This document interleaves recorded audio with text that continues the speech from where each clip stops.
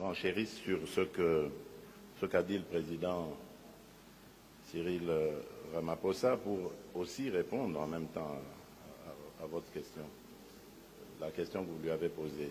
Pour dire ceci, c'est la première fois que j'entends que nous refusons de discuter avec le Rwanda. Le Rwanda, je vous le rappelle, n'a jamais reconnu, ou si vous voulez, a toujours menti sur la vérité de ce qui est son agression contre la RDC. Il a toujours présenté le problème comme étant un problème interne au Congo et les supplétifs du M23 comme étant des Congolais qui sont révoltés à cause de ce qui arrive à leur communauté. Mais tout le monde sait aujourd'hui que c'est un mensonge et le Rwanda est le seul encore à nier cela, à continuer de dire qu'il n'agresse pas la République démocratique du Congo malgré toutes les preuves et documents qui attestent le contraire.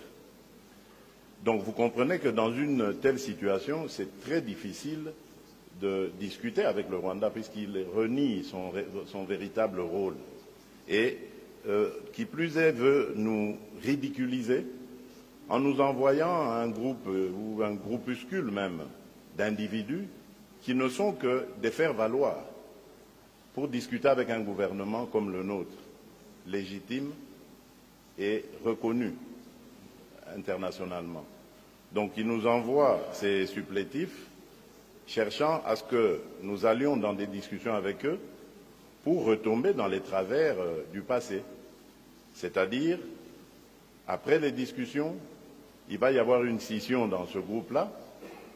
Un groupe va venir en République démocratique du Congo et essayer de rentrer dans les institutions, principalement l'armée, et l'autre groupe va faire dissidence pour rester en réserve et se préparer à d'autres agressions. Parce que la réalité, c'est que le Rwanda vit de ça. Ces agressions à répétition, cette instabilité entretenue de la RDC profite énormément et économiquement au Rwanda. C'est ça la vraie raison. Voilà pourquoi le Rwanda ne voudra jamais discuter et voilà pourquoi la République démocratique du Congo refuse de discuter avec ces pantins qu'on nous présente comme des gens qui revendiquent quelque chose. Et donc, nous disons, il y a depuis la première rencontre au sujet de cette crise à Nairobi, puis ensuite le bilatéral que l'Union africaine avait chargé l'Angola d'organiser, il y a désormais, depuis lors, un schéma que nous avons tous avalisé, qui passait par le cessez-le-feu, le retrait, le cantonnement de ces forces terroristes et ensuite leur introduction dans le programme DDRCS, donc désarmement, démobilisation et réinsertion ensuite. Donc c'est ça que nous demandons et que nous attendons. Et pour passer maintenant à votre seconde question, j'avais critiqué et non pas rejeté la force est-africaine, critiqué leur comportement vis-à-vis justement de ces accords dont je viens de parler, qui sont clairs.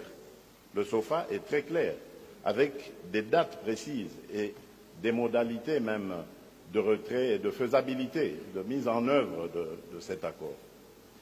Et malheureusement, le contingent est-africain en arrivant n'a pas observé cela. Nous avions remarqué dans les localités où le contingent ougandais et kenyan principalement s'était déployé, il y avait comme une connivence avec les rebelles. Il leur permettait de lever des taxes et de se comporter comme en terrain conquis, ce que les Burundais ne faisaient pas. Donc nous avions juste fait remarquer cela. Depuis lors, nous avons eu des discussions franches et nous nous sommes dit les choses. D'autres modalités ont été arrêtées. Nous avons maintenant d'autres dispositions et nous verrons d'ici septembre si tout cela se concrétisera. Et à partir de là, nous redéfinirons les choses en fonction de la manière dont elles se seront déroulées. Alors, quant aux forces de la SADC, je crois qu'il n'y a peut-être pas une bonne compréhension. Nous n'avons pas demandé l'aide de la SADC. Vous devez le savoir, au sein de la SADC, il y a un devoir de solidarité déjà. Donc nous n'avons même pas besoin de demander cette aide, elle va de soi. Parce qu'au sein de la SADC, lorsqu'un membre est attaqué, les autres ont le devoir de solidarité. Et c'est ce que la SADC a exprimé en m'invitant à cette rencontre de la Troïka, donc c'est le mécanisme de paix et sécurité de la SADC, pour que j'explique la situation de la République démocratique du Congo, mon pays. Et c'est suite à cela que devoir... Je te forme gratuitement à devenir trader rentable. Et sache que ma méthode a fait ses preuves. Moi, mon but, c'est... De solidarité faisant, la SADC a exprimé son désir de venir aussi en RDC, parce qu'obligé par notre charte. Et donc, depuis lors, il est question maintenant de mettre cela en œuvre. Mais vous le savez, je l'ai dit, il y a la force est-africaine qui est là. Il faut d'abord observer comment est-ce qu'elle va se comporter, et la force de la SADC reste en attente et toujours à la disposition de la République démocratique du Congo pour intervenir à tout moment. Et depuis la semaine dernière, je pense, VPM Affaires étrangères, à Luanda, nous avions convenu devant l'Union africaine et les représentants des autres communautés régionales de donner à la République démocratique du Congo la coordination de toutes ces décisions, le management de toute cette crise. Ça voudrait dire donc que le jour où la République démocratique du Congo le décidera, elle adressera alors formellement son quitus ou son go à la SADC pour qu'elle déploie enfin ses contingents ici. Donc pour le moment, nous sommes avec la East African Force et nous voyons comment le désengagement de ces forces terroristes soutenues par le Rwanda va s'effectuer. Jusqu'à septembre, nous n'avons donc aucun commentaire à faire sur cela et nous aviserons d'ici là. Voilà. Merci, Monsieur le Président. Monsieur Grasse. On ne peut pas dresser un bilan définitif à ce stade. Les relations internationales étant pérennes, inscrites toujours dans la continuité, dans l'éternité, je peux dire que jusqu'ici, ce qui s'est passé était bien, mais nous pouvions mieux faire. Et c'est ce que nous sommes en train de faire maintenant. Il y a toujours, dans les relations internationales, la possibilité d'améliorer les choses.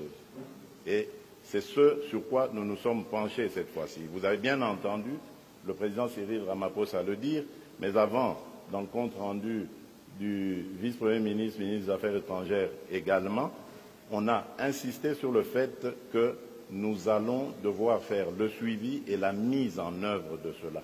Parce que ces résolutions ont toujours été prises et répétées en vœux pieux et aujourd'hui, nous allons tout mettre en œuvre pour que cela devienne réalité.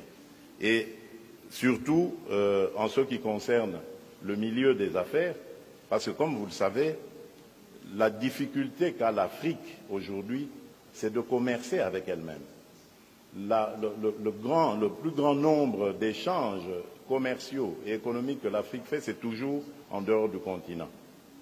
Le taux d'échange entre Africains est de 16%, si mes souvenirs sont bons, et c'est très très peu, alors que l'Afrique, c'est un continent de près de 2 milliards d'habitants, un marché de près de 2 milliards d'habitants, et si nous résolvons le problème de l'intégration continentale, je crois que nous allons arriver à devenir une puissance économique et commerciale qui rivalisera avec les autres puissances économiques et commerciales de ce monde.